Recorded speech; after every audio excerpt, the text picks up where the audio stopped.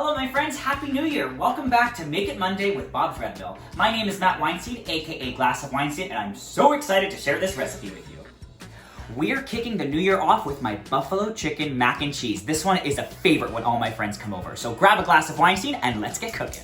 I'm gonna get my water boiling, and I've got my Dutch oven, Baby Blue, over here preheating. I've got some boneless, skinless chicken breast that I've already sort of sliced a little bit thinner so it cooks a little bit more evenly. I'm gonna give this a little drizzle of some avocado oil, and then hit it up with some spices. Nice and simple, we're gonna do some kosher salt. Let's get some black pepper on here. And then I've got just some garlic and onion powder.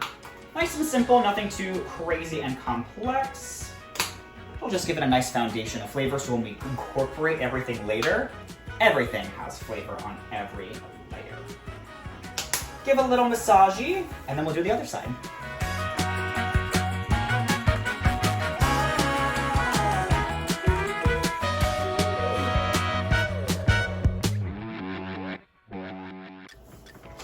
Go wash your hands.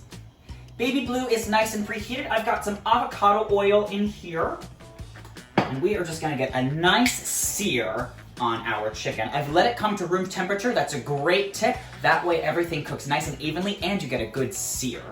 So get that into your pan, whatever pan you want. And we're just gonna cook our chicken all the way through. 2 to 3 to 4 minutes on each side. Just depends on how hot your stovetop gets. We'll let that do its thing and we'll flip it in a few minutes. Flipping time. Nice color. Beautiful. And we'll let them cook on the other side for a few more minutes. I pulled my chicken breasts out. We're gonna let these rest for a few minutes before we cut them into smaller pieces. This is gonna be a one-pot wonder, just minus the pot for our pasta. Into the skillet where we've got all those chicken juices and those spices that have rendered down, we are going to add 4 tablespoons of butter, or quarter cup, and get those melted down. Smells so good already. And we're gonna get a little whiskey whisk, just to help move them around, try and scrape off some of the bits and pieces from the bottom. I think it's gonna add some nice extra flavor to our macaroni. All right. And then, of course, we've got our Bob's Red Mill gluten-free all-purpose flour. And we are going to add equal parts of flour to our butter, making a roux that's a thickening agent. So 4 tablespoons is equal to 1/4 cup. Measure it out. Thank you for your service. And just get that right into your melted butter in the pan. And whisk until combined. It's gonna get nice and aromatic. It's gonna pull the pieces off from the bottom. And we're gonna let this brown for just a minute or two until it gets nice and thick.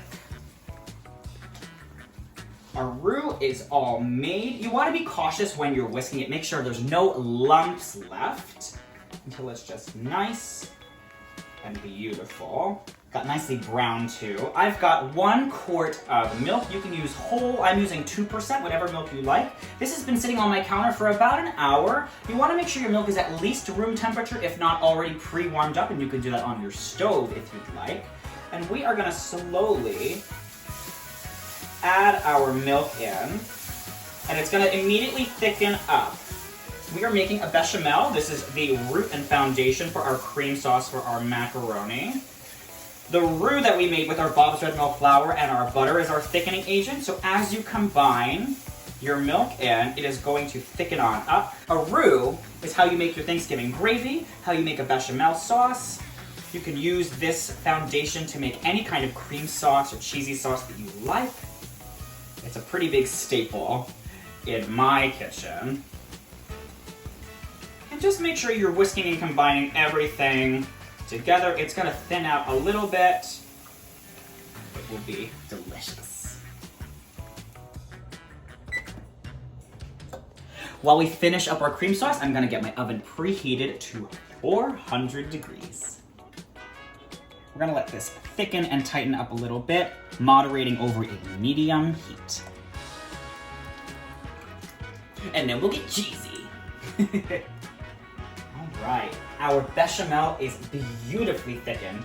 I like to turn my heat off before I add the cheese. That way nothing scorches or burns accidentally. I've got 3 different kinds of cheese already pre-shredded. I've got extra sharp cheddar, Monterey Jack, and Gouda. 3 of those are just gonna be so velvety, and I think the smokiness of the Gouda will complement our buffalo sauce as well. We're gonna get our cheese in here, saving some for the top so we can broil it and get it nice and gooey and a little bit crunchy on the top. And it's 8 ounces of each kind of cheese. And then with our cream sauce nice and hot, just whisk the cheese right on in.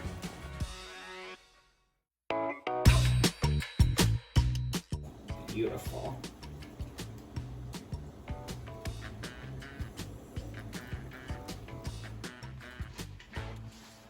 Time to cook our pasta. Get it into your boiling water. Hit it with some kosher salt. Give it a little stir. And whatever the cooking instructions are on your pasta, I guess our oven's preheated, do about 3 to 4 minutes less than that, because we're gonna finish baking this in the oven. We don't want our pasta fully cooked before we finish cooking it. So let that cook for about maybe 3 to 4 minutes. Into our bechamel, our creamy sauce. I've got my chicken that I let rest, and I've cut it into smaller bits. We're gonna get that right into here. Everybody in. And now, we're gonna add our buffalo sauce. You can add as much or as little as you like. This is gonna give it great flavor and great color too. Get a little friend to help incorporate everything together. And I like to make sure that I'm adding my buffalo sauce at the very end. Some of them tend to have vinegar in them, and if you add it too early, the vinegar is gonna break down and curdle your cream sauce. So make sure you're doing your buffalo sauce at the very end. Another trick, if you don't wanna have to pre-cook chicken, if you've got a rotisserie chicken that you've shredded, you can just throw that chicken right in here. However you wanna prep this for yourself or for your family or your friends. If you get a rotisserie chicken at the Costco, shred it up, throw it in here. Nice and easy. And just make sure everything gets nicely incorporated, and we'll hope that nothing overflows in a little bit. Look at that. Our pasta is ready to drain. I'm gonna go give myself a little facial. Our pasta is drained. We are going to add it right in. If you need to do it in steps, just to make sure everything gets incorporated in, you can do that. I think I might be good to go just to get everybody in here. And just try not to make a mess. If you know me, you know I tend to get things all over my kitchen. Just fold and incorporate everything together into that spicy, cheesy sauce.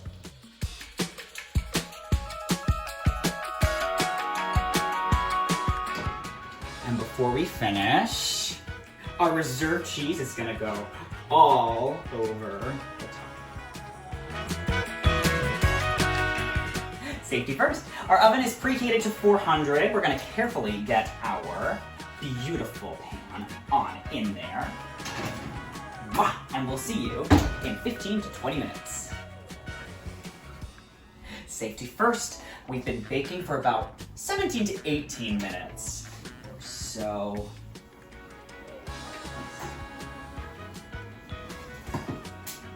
hello, gorgeous. It is heavy,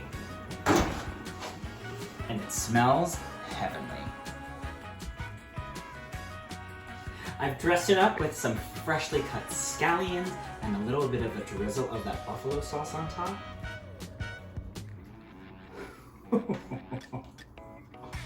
Oh my gosh, it's gonna be a hug in a bowl. Look at all of that cheesy goodness. That cheese right on the top. Holy moly. Where's the fork? burn my mouth off.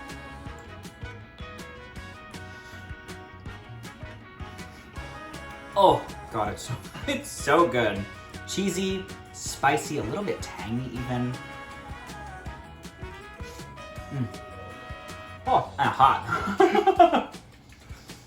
Thank you so much, my friends, for joining me for Make It Monday. Once again, I'm Matt Weinstein, aka Glass of Weinstein. You can follow me here for more recipes on Instagram and TikTok, Facebook, YouTube, and my website, glassofweinstein.com. This is going to be such a crowd pleaser. I can't wait for you to try it. Cheers, my friends.